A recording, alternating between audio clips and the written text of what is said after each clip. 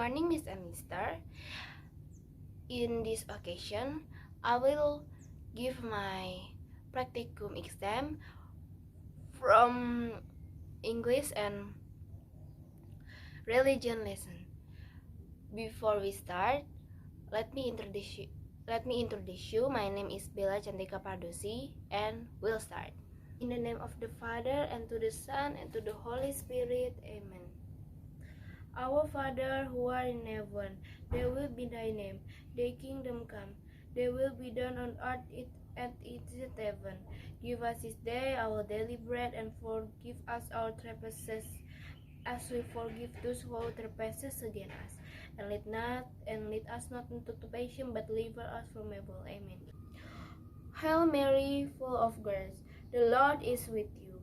Blessed art thou the woman, and blessed is the fruit of the womb, Jesus. Holy Mary, Mother of God, pray for us sinners now and the hour of our death. Amen. Glory be to the Father, and to the Son, and to the Holy Spirit, as it was in the beginning, it shall ever shall be, world without end. Amen. In the name of the Father, and to the Son, and to the Holy Spirit. Amen. After this prayer, now I will read the devotional. My reading is taken from the Lucas chapter 18, verse 9 until 14. For this devotional reading, I will use Indonesian. Pembacaan firman hari ini diambil dari Lukas 18 ayat 9 sampai 14. Berjudul perumpamaan tentang orang Farisi dengan pemungut cukai. Dan kepada beberapa orang yang menganggap dirinya benar dan memandang rendah semua orang lain, Yesus mengatakan perumpamaan ini. Ada dua orang pergi ke bait Allah untuk berdoa. Yang seorang adalah Farisi dan yang lain pemungut cukai. Orang Farisi itu berdiri dan berdoa dalam hatinya begini. Ya Allah, aku mengucap syukur kepadamu karena aku tidak sama seperti semua orang lain. Bukan perampok, bukan orang lalim, bukan pezina, dan juga bukan seperti pemungut cukai ini. Aku berpuasa 2 kali seminggu. Aku memberikan 10 dari segala penghasilanku. Tetapi pemungut cukai itu berdiri jauh-jauh, bahkan ia tidak mau berani mengadah ke langit, melainkan ia memukul diri sendiri dan berkata, Ya Allah, kasihanilah aku orang berdosa ini. Aku berkata kepadamu, orang ini pulang ke rumahnya sebagai orang yang dibenarkan Allah, dan orang lain itu tidak. Sebab barang siapa meninggikan dirinya, ia akan direndahkan, dan barang siapa merendahkan dirinya, ia akan ditinggikan. Terpujilah. Renungan.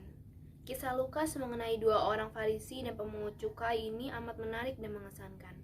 Kita dapat memahami bagaimana cara orang Farisi berdoa dengan demikian, dengan layak dan disyukuri dan tidak menjadi penjahat. Akan tetapi kita memahami doa orang Farisi karena orang Farisi tersebut berkata, Aku bukan pula seperti pemungut cukai ini. Kelihatan di balik doanya ada sikap mengadili orang lain. Selain itu, doa orang Farisi ini sudah tidak butuh Tuhan lagi sepertinya. Ia sudah mampu menjadikan dirinya lurus benar tanpa bantuan Tuhan lagi. Bukankah itu sikap yang sombong? Sebaliknya, pemungut cukai ini tidak berani menatap ke langit dan berkata, Ya Allah, kasihanilah aku orang yang berdosa ini. Yesus memuji pemungut cukai itu, bahkan menyebutnya sebagai orang yang dibenarkan Allah. Doa yang sikat oleh kerendahan hati dan juga si pemungut cukai dinilai lebih unggul. Si pemungut cukai merasa butuh Tuhan agar mengampuni dan membebaskan dari dosa. Dari sikap yang kita dengar tadi, bagaimana sikap kita ketika datang menghadap kehadirat Allah? Apakah benar kita memiliki sikap hati yang benar? Yesus memberikan 2 contoh orang tadi yang pergi ke bait Allah untuk berdoa. Mereka adalah orang Farisi dan orang pemungut cukai. Orang Farisi berdoa dengan menyombongkan diri dan merendahkan orang lain. Bahkan ia telah memaparkan kewajiban untuk memberi persepuluhan. Ia mengatakan kepada Allah bahwa dia orang yang saleh. padahal dia adalah orang yang paling berdosa dari orang pemungut cukai itu. Dengan melakukan semua yang tidak dengan kesungguhan hati melainkan kelangkuan. Berbeda dengan si pemungut cukai, ia menyadari kalau dirinya orang berdosa. Bahkan dia tidak berani mengadah ke langit karena dia tahu dia adalah orang berdosa dan meminta Allah untuk mengampuni segala dosanya dan mengasihinya. Manusia bisa saja menilai dirinya begitu tinggi karena status dan posisi masyarakat. Namun Allah menilai dengan berbeda. Allah menilai dengan sejajar dan menilainya dengan sikap yang taat kepada Allah. Apapun posisinya, apapun tinggi jabatannya, tidak akan dibenarkan Allah jika dia berbuat demikian. Orang yang menilai dirinya benar dan memandang semua orang salah adalah orang yang akan direndahkan Allah. Tetapi orang yang merendahkan diri di hadapan Allah dan mengaku dosanya, dialah yang akan ditinggikan. Belajar dari kedua contoh di atas, mari kita mengoreksi diri. Apakah motivasi kita sudah benar atau tidak? Bila tidak, belum terlambat bagi kita untuk mengubahnya karena Allah mengenal hati kita. Allah pun akan menguji motivasi kita ketika kita datang berdoa, beribadah, dan menghadap secara pribadi. Sikap hati yang benar diperlukan saat kita datang menghampiri Tuhan dalam doa. Bukan dengan merendahkan satu sama lain, melainkan merendahkan diri di hadapan Allah, supaya kita dapat diterima dengan Allah dan dikasihi oleh Allah. Dan haruslah kita sama seperti pemungut cukai yang tidak meninggikan diri, melainkan merendahkan diri di hadapan Allah supaya ia ditinggikan. Sebab itu turutilah dan lakukanlah semua ajaran yang diajarkan Allah kepada kita, dan marilah kita untuk melakukan tugas yang telah Allah sampaikan kepada kita supaya menjadi hamba-hamba yang lebih berguna di hadapannya. After this, I will pray for religious harmony. I will pray in Indonesia. Dalam nama Bapa dan Putra dan Roh Kudus. Amin.